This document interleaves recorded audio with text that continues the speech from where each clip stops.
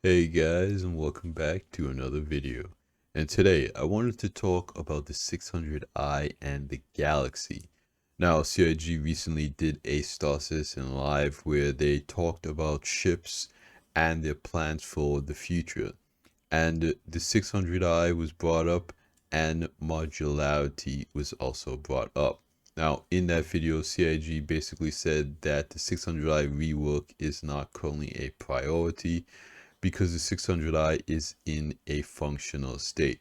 So in today's video, I kind of wanted to talk about that because realistically, people in the community have been speculating that the Galaxy could potentially be next after the Perseus because CIG has these kind of kits for the interior, and the design language and utility of the ship, the functionality of it is currently in the game, while exploration isn't yet fully fleshed out as a gameplay loop. So again, in today's video, what I want to do is I want to compare these two ships, kind of speculate which one we could potentially get first. And again, if you're kind of in the market for that all-arounder large class ship, you don't want to go capital, but you want a ship that you could live out of in the verse, you're probably looking at two ships like these, right? So let's start things off by talking about the specs of these ships, and then I kind of want to talk about at the end their use cases and a little bit about their roles and what you can expect from them. Now, uh, starting off with the 600i Explorer, here we have a base price of 475. Now I don't know if this price is going to go up when CIG does the rework, right? And again, I want to talk a little bit about that at the end of the video, but I think that there is a potential that the price might go up when the rework launches. But 475 is very competitive for what this ship offers. Now, in terms of cargo capacity, currently it's at 44 SCU on paper. What you can actually get in the ship right now in its current state, I'm actually not too sure of. I don't really do any type of cargo whatsoever with the 600i. So I'm not entirely sure how useful this SU count is currently. Now, if we're speculating about what the cargo capacity could be after rework, we know CIG has said that the cargo elevator in the reworked version can hold a Nova tank, right? So just doing some rough napkin math, you could potentially fit around 432 SU boxes on an elevator like that. So I just, again, have kind of rough numbers here of 128 SU after the rework. But more likely, it will be over 100 SU of cargo after the rework. So you're getting a significant bump in cargo capacity when the rework lands. Now, in terms of shields, it has two size 3 shields. This is the same amount of shielding as something like the Stalin's attack, right? So very competitive there from that standpoint. And again, if you're considering something like the Stalin's attack, again, that has the med room, and this is supposed to get that after the rework, right? Now in terms of weapons, the 600i is pretty good because it has a pretty good pilot DPS. It has 3 size 5s for the pilot. Then it has 2 turrets with 2 size 3s on them each. But really, you have a ton of missiles with the 600i. You have 16 size 3 missiles, so that's very good kind of defensive prowess there for the 600i. Um, and then in terms of kind of specializations after the rework, right, you're going to have tier 2 class medbeds. Now, there is some conversation in the community about medbeds and, CIG potentially changing how medbeds work. So right now, you can respawn in every tier of medbed, tier 1, 2, and 3. So the community is speculating that CIG might change this so you can only respawn in med beds that are tier 2 and tier 1, right? And tier 3s would just be for injuries. Now, this would be a major change, but it would keep the 600i within that range, right, where you can still respawn from it. Again, there's no confirmation that that change is official, but again, the community is kind of theory crafting, and if it is true, the 600i would be safe. Then you have a new armory, right? This would be a ready room, a place where you can store, your suits. It'll have suit lockers, it'll have weapon racks, that type of thing. Then again, as we mentioned earlier, it can carry another tank. So there will essentially be, uh, you know, most vehicles in this game that it will be able to transport. And that is, very valuable if you are doing exploration. You want to be able to carry a decent amount of cargo. You want to be able to carry a vehicle with you. Also, you will have like a storage room above, so there'll be like a cargo elevator that goes from the vehicle garage slash main cargo room up to a another cargo room on the second floor. So the total cargo capacity, again, in my opinion, is probably going to surpass 100 SU. But a lot of good features for the 600i Explorer. Of course, each crew member also has their own individual room. You have that common area. The captain's quarters is very luxurious. That's not going to change too much during this rework. I think they decided to just flip what side the bathroom is on for the new docking collar area. But other than that, I think that the new rework is going to be really nice for 600i. Now let's move on to the Galaxy. The base price is $380, right? But you got to take into account the modules, which can range in price uh, from $70, $80, and $90, right? So that will definitely add to this initial price here, but $380 is a pretty good price for the base Galaxy. But Galaxy is a modular ship, so you have to keep in mind if you don't have a module installed, it'll just have a large empty area in the middle of the ship, like the Retaliator, right? Okay, so in terms of cargo capacity, it has 64 SU of cargo. So that cargo is going to be stored on either side of the rear hangar. It's not going to be stored in the middle section. So how you get to that cargo, I don't really know. It doesn't seem like there's a ramp at the back of the Galaxy that goes down to the ground. But also, I don't know how they would add doors to the hangar at the back. So maybe it does have a ramp. Ideally, that back hangar having a ramp that goes to the ground would, kind of make the most sense. Kind of like how, the Idris is. But again, I don't know entirely how CIG are going to approach that. There's no concept art of how, that area is going to be designed. But again, we know that the cargo will be on either side of the hangar area and you'll have 64 SU cargo. Now, with the cargo module, you have 512 SU. So this is a decent amount of SU. On top of that, you will have space for 232 SU boxes on the elevator, and that elevator will be able to hold an Ursa Rover sized ground vehicle. Similarly, with the medical module, it'll have an elevator in the middle that should be able to hold an Ursa Rover sized ground vehicle. And this would make sense, right? The Ursa Medevac is also made by RSI. You could essentially use the Ursa, medical vehicle to transport the patient to the Galaxy. Just drive on that elevator. The elevator comes up. You take the patient from the ground vehicle to the tier 1 medbed. And we'll talk about that again when we go to the module section.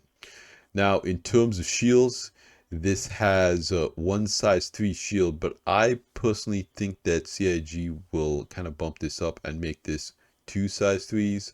kind of to be determined type thing. Again, the 600i has two size 3s, and the stance attack has two size 3s. I think for this size of vehicle, this size of ship, you need really two size 3 shields. So we'll see what the Galaxy ends up coming with. Then in terms of weapons, it has 3 turrets with 2 size 5s on them each. So you see them on the side here, and then there's one on the bottom. And then in terms of missiles, it has 8 size 2 missiles, right? So it has a lot less missiles than the 600i. So if you're in the 600i, you can kind of just spam those 16 size 3 missiles. So not only does the 600i have more missiles, they are larger missiles. Right, so you only have 8 size 2s with Galaxy. Again, this is another thing that I think they might bump up, but again, Galaxy is not really designed for combat or exploration. It is, an industrial ship. But again, I think the roles could kind of overlap here just based on the features that these ships have. So then in terms of special features, you have those modules with modularity. You have the medical module. Now, as we talked about with the medical module, it's going to have that elevator in the middle that can hold an Ursa Rover side vehicle. It's going to have every type of med bed in it. So it is going to have 3 tier 3s, 2 tier 2s, and 1 tier 1 med bed. So respawning is going to be covered, and any tier of medical injury is going to be healed inside of the ship. Then we have the refinery module. It has 2 refinery collectors in it, so you could do 2 bags at the same time, and these will output SCU sized boxes, and there will be a little storage area there for the whatever refined materials you have after the process. Then of course the cargo module, we talked about 512 SCU with that elevator in the middle that can hold 2 SCU boxes or Ursa Rover sized ground vehicle. This will also have tractor beams on the roof, so you can lower the elevator and put the boxes in the ship using that tractor beam. Now, since the tractor beams are on the ceiling and it has an elevator, not a ramp, really you're going to have to use a secondary tractor beam or Atlas to get the cargo on the elevator first, and then use the tractor beams to stack them on either side in the cargo module. So these tractor beams aren't like the ironclad where the kind of you can open the roof and you can load from there, or lower the ramp and you can load from there, right? You can't use these tractor beams to load cargo that's outside of the ship. These tractor beams can really only be used on the inside of the ship. Kind of similar to the Polaris, but the Polaris tractor beam can kind of sort of reach 2 boxes outside the ship. It's just going to be interesting. I'm really going to have to see what that experience is going to be like. Then it has a manufacturing module or crafting module. CIG hasn't really given us too many details on this, but we know that there will be different crafting machines. So more than likely, this ship will be similar to the Pioneer, where it has manufacturing machines where you put the materials in, you put your blueprints in, and then it generates whatever item that you have, engineered or gathered resources for. And so I think that's going to be a pretty interesting experience. Now, of course, crafting machines will be independent, so you won't need a ship to craft. You essentially be able to install a crafting machine in your personal hangar or at your base. But these are large devices, so these aren't really something that you're going to potentially move around with a tractor beam or a small ship or something like that. So there might be more tied to specific locations, specific ships, that type of thing. But I think that the player base is going to really enjoy that module. Then lastly is the base building module. Now this was kind of hotly debated between CIG and the community.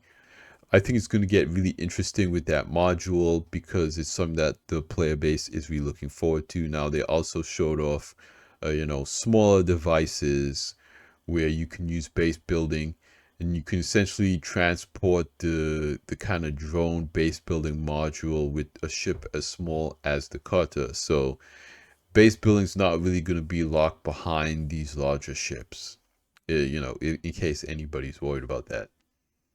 But I think based on the features, definitely if you're more on the industrial side, the Galaxy is going to appeal to you. And if you're kind of, I would say, more on the combat exploration side, the 600i Explorer is going to appeal to you. Now, with the 600i Explorer, it is a lot easier to solo because it has those 3 size 5 pilot control guns, whereas the Galaxy's weapons are all on turrets, and it doesn't really have a lot of missiles for the pilot to control. So more than likely, if you plan on soloing the Galaxy, you might want to wait for blades or have friends aboard this ship.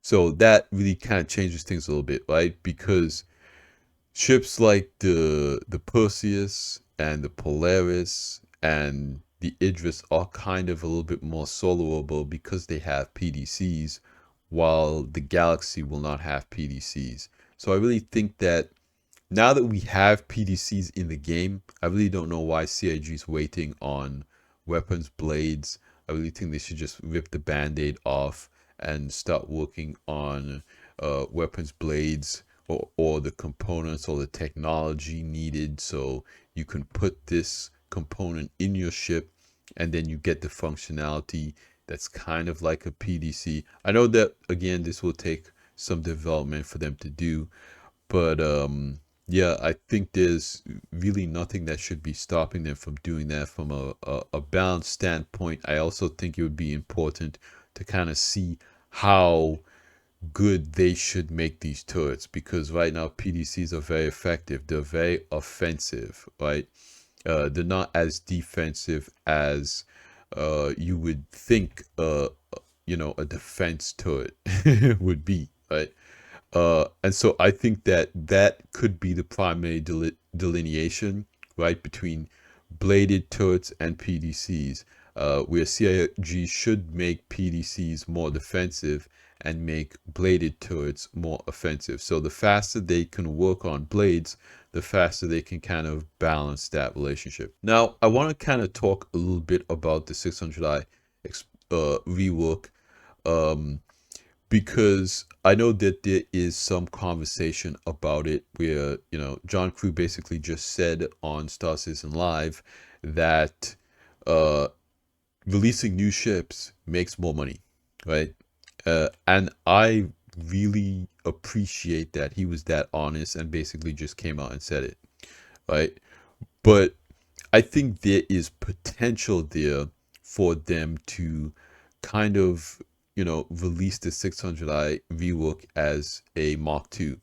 Now, I really want to hear what you guys think about this, right? This idea of releasing reworks as a Mark II. Now, this is not talking about a gold standard, right? Something like the Aurora gold standard or the Mark I Hornet gold standard, or I think a gold standard pass on a ship should be mandatory, right?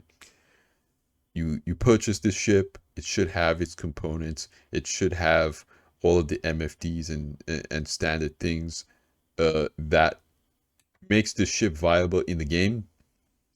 And again, that's why CIG said they took the Aurora out of the starter packages lineup.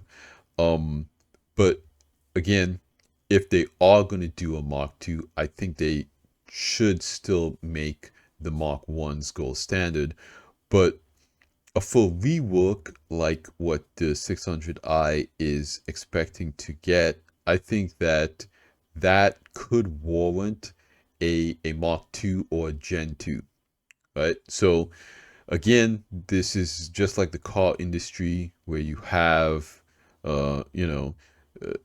the first generation, second generation, third generation, fourth generation Corvette C6, C7, C8 type thing, where incrementally things change and get, arguably more advanced. And you could say that, okay, this is pushing the goalposts. This is essentially going to make things off balance because the new one's going to be better and more expensive and all this kind of stuff.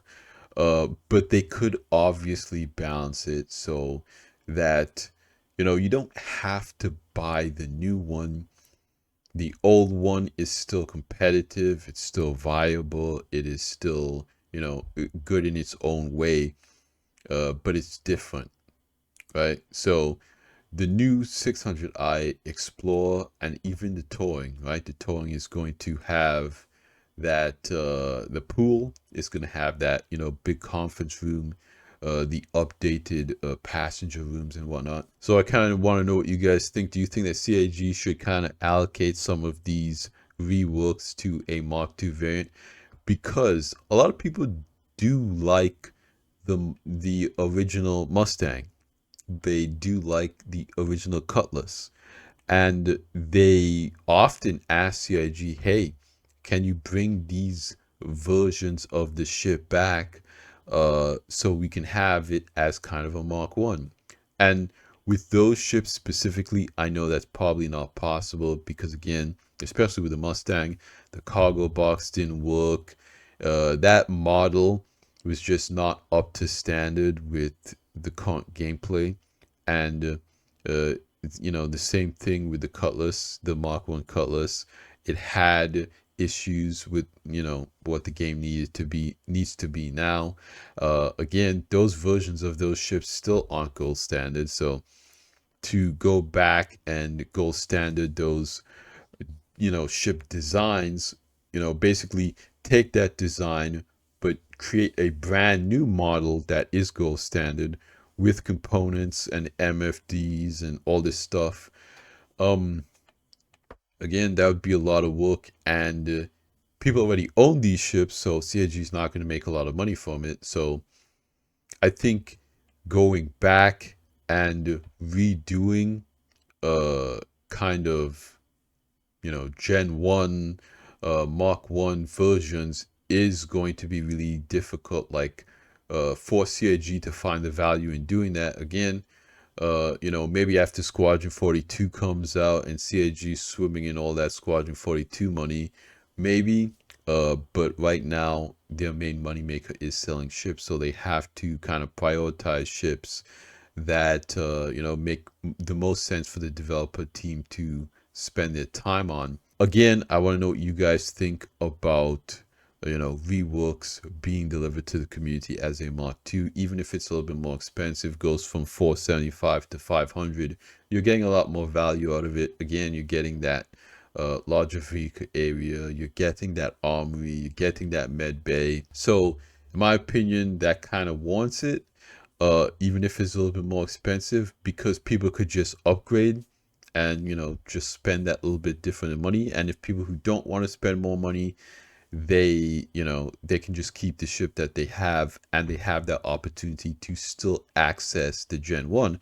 But ultimately, I think both of these ships are really good for, that player who wants a ship to live out in space on. I would say the 600 Explorers, more for somebody who's kind of focused on that traveling around the verse, living out on their ship, doing a little bit of combat. And the Galaxy is more focused for that player who's more into manufacturing, is a little bit more of an industrial player. But I think their prices are very competitive with each other, especially once you start putting those modules. Of course, again, you'll be able to buy both these ships in game. You'll be able to, buy the modules for the Galaxy in game as well. So if you buy the Galaxy base price, buy the modules in game at some point down the line in the future, I think both of those things would be viable, gameplay strategies with these two ships. But that's going to be it for me in this video, you guys. Thanks for hanging out with me again. I really appreciate all the support on the videos. These discussions are pretty entertaining. Again, I think the development of the game is moving very fast. CIG's increasing the pace of how they're rolling out a lot of the content, and it's really exciting and good to see. But like I always say at the end of these videos, you guys like the video if you liked it, subscribe if you want to see more, and I'll see you guys in the next one. Salute.